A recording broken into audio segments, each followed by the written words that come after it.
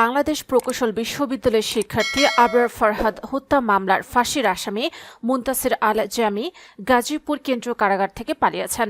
সোমবার রাতে নিজের ফেসবুক অ্যাকাউন্টে এক পোস্টে এ তথ্য জানান আবরার ফারহাদের ছোট ভাই আবরার ফারেজ। পরে সোমবার রাতে তারা অধিদপ্তরের সহকারী কারা মহাপরিদর্শক মোহাম্মদ জান্নাত উল ফরহাদের সই করা সংবাদ বিজ্ঞপ্তিতে ঘটনা ব্যাখ্যা দিয়েছেন কারা অধিদপ্তর।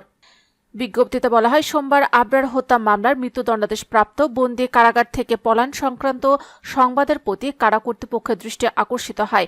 জনমতে বিভ্রান্তি নিরসনের লক্ষ্যে কারা কর্তৃপক্ষ জানায়, সংশ্লিষ্ট মৃত্যুদণ্ডাদেশপ্রাপ্ত বন্দী মুনতাসির আল জামি গত বছরের 6 আগস্ট হাই সিকিউরিটি কেন্দ্রীয় কারাগার গাজীপুর থেকে 202 জন বন্দী একসঙ্গে কারাগারের দেয়াল ভেঙে পালিয়ে যায়।